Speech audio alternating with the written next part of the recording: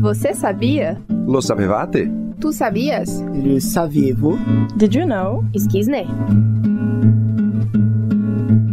Você sabia que mesmo com a forte presença no português do Brasil, muitas línguas indígenas correm risco de extinção, o que ameaça também o nosso patrimônio linguístico? Você sabia que as línguas indígenas influenciaram não só o vocabulário, mas também a toponímia, a culinária e até a forma como descrevemos a natureza no Brasil? Você sabia que o português do Brasil é uma das línguas com o maior número de empréstimos indígenas no mundo? Agora, vamos ouvir o professor Dr. Roberto Camacho, da área de Sociolinguística, falando um pouco sobre variação linguística. O que é variação linguística? Bom, vamos começar então, nos fixando no modelo mais tradicional de variação linguística. Variação é considerado um fenômeno, em que duas formas diferentes têm o mesmo significado, a gente fala o mesmo valor de verdade no mesmo contexto de uso. Então, se você ficar, por exemplo, no nível fonológico, vamos pensar na diferença entre flecha e frecha. O que a gente tem aí? Flecha e frecha. Frecha é o rotacismo da lateral,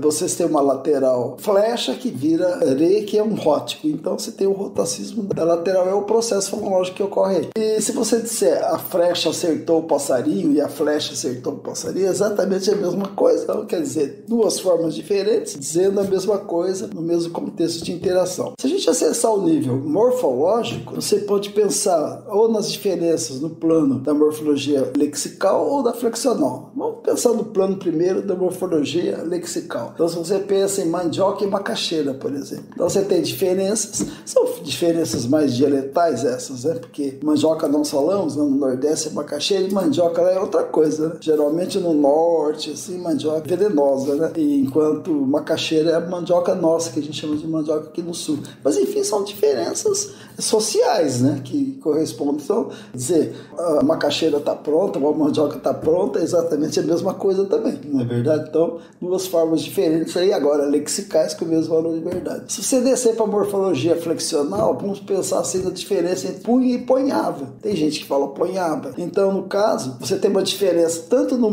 radical do verbo, do verbo pôr aí, quanto no morfema gramatical. Uma coisa incide na outra. Então, nós temos, no caso de punha e ponhava, você também tem uma diferença, Se você fala, ele ponhava a mão no vespeiro, ele punha a mão no vespeiro, dá a mesma coisa, Então, também aí você tem duas formas diferentes com o mesmo valor, com o mesmo significado. A variação linguística, ela é sistemática e regular. Ela não é uma coisa que fica assim, cada um fala o que bem entende, como muita gente pensa assim, e a fala é um caos por causa disso. Não tem caos nenhum. É um caos organizado. Se é um caos, ele é organizado. Quando eu falo, por exemplo, eu dei um exemplo para vocês de flecha e frecha no nível fonológico. Dentro do nível fonológico, você tem essa possibilidade de variação, acontece com o segundo membro de um grupo consonantal, não é isso? Então, flecha, frecha, o fe, lê.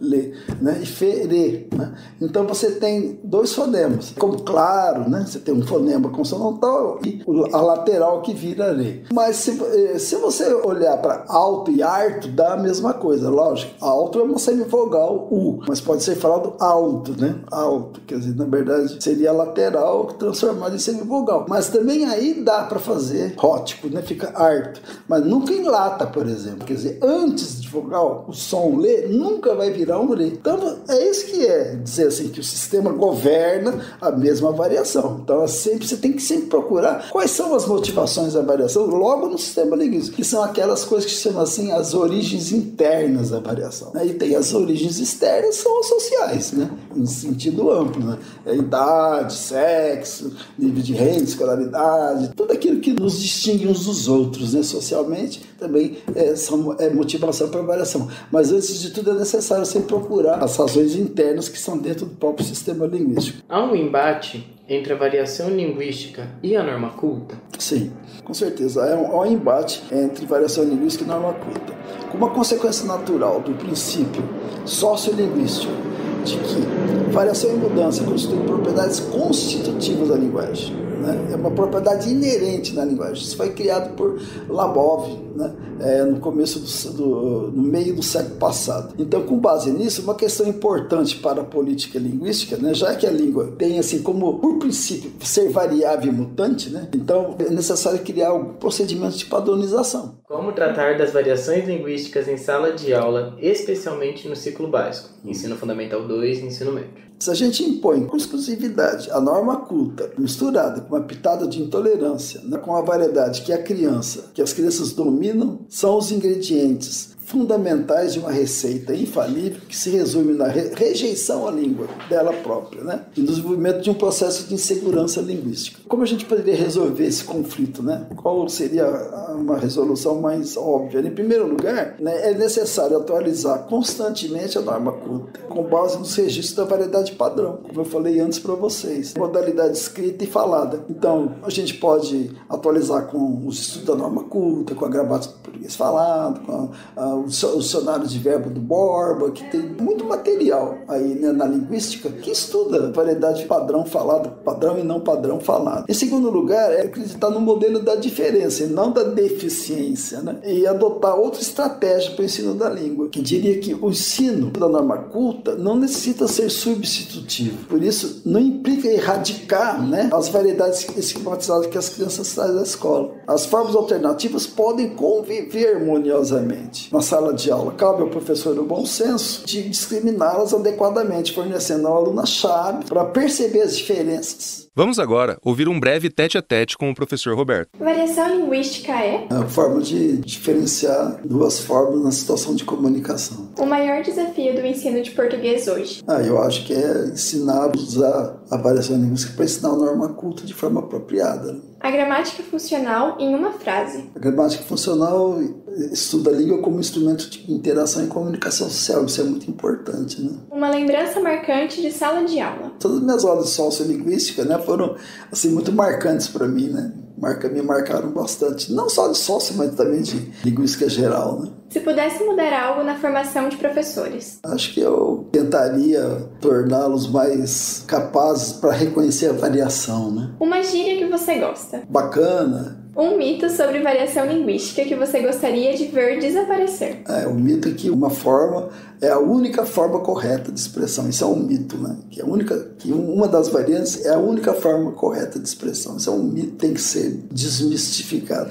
Como a escola deve tratar a diversidade linguística dos alunos? Deve tratar da diversidade, né, sem qualquer tipo de discriminação, né, respeitando a forma de falar dos alunos. Um conselho a quem começa na linguística. Olha com bastante carinho, né, para as formas linguísticas, leva sempre muito em conta os processos de variação linguística. Acho que sim, tem que ter um olhar objetivo e direto sobre a linguagem, né? Nunca um objetivo preconceituoso ou discriminatório. E por fim, um livro sobre variação linguística. Pode ser o Labov, né? Os Padrões Sociolinguísticos, é um livro muito importante sobre variação linguística. A respeito da nossa conversa sobre variação linguística, vamos ouvir também um depoimento da professora doutora Araguaia Solange sobre a variação linguística no italiano. Existe na Itália um nível de variação linguística tão amplo quanto no Brasil? Na Itália, olha só, a variação linguística é muito grande, talvez até mais do que no Brasil, sim, porque a história da Itália foi muito fragmentada e cada região tem a própria língua.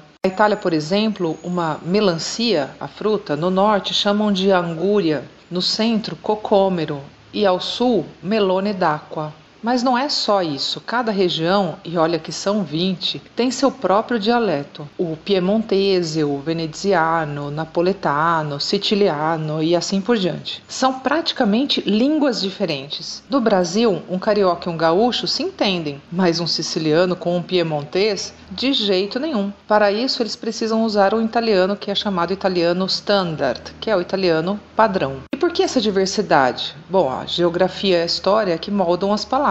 Se você está na Sicília e diz vamos, em italiano padrão é andiamo, mas se diz em dialeto siciliano é amoni. O dialeto é mais falado em família ou com os amigos, em contextos mais informais, mas culturalmente são tão importantes quanto o italiano padrão, mesmo não sendo tutelados, todos eles, como línguas oficiais. Eles fazem parte da identidade cultural dos falantes. Quando os imigrantes italianos vieram para a América, para o Brasil também, trouxeram com eles os seus dialetos, porque o italiano padrão ainda não tinha se firmado como língua oficial. E trouxeram com eles as músicas em dialeto. Quem não conhece O Sole Mio, por exemplo? Hoje em dia, mesmo com a língua padrão, os dialetos ainda existem, e além deles, existem outras línguas faladas dentro do território italiano. Por exemplo, ladino, sardo, alemão, francês, esloveno, albanês, grego e outras. São chamadas línguas minoritárias, algumas porque a região é próxima a outro país, como a Eslovênia ou a Grécia, e algumas são mesmo herança de eventos históricos que marcaram cada região.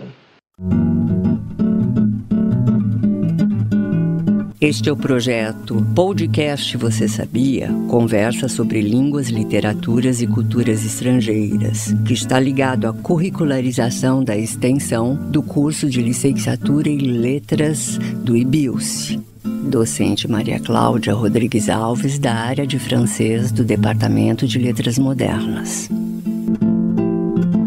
Eu sou a professora Thalita Stort Garcia, docente da área de espanhol do Departamento de Letras Modernas, coordenadora do projeto de extensão Você Sabia durante o ano de 2025 e contei com o apoio da professora Maria Cláudia Rodrigues Alves, do mesmo departamento. Gostaria de apresentar a equipe do projeto. Alanis Aleixo, Beatriz Emanuela, Beatriz Kili, Raquel Rissan, Juliana Melzi, Sara Pelaquim, Lohana Belloni, Alicia Táparo, Vitória Nayane, Laura Coelho, João Pedro Macedo, Joyce Pacheco, Lucas Navarro, Maíra Ito, Maria Fernanda Paz, Lucas Francisco, Maria Eduarda Feroldi,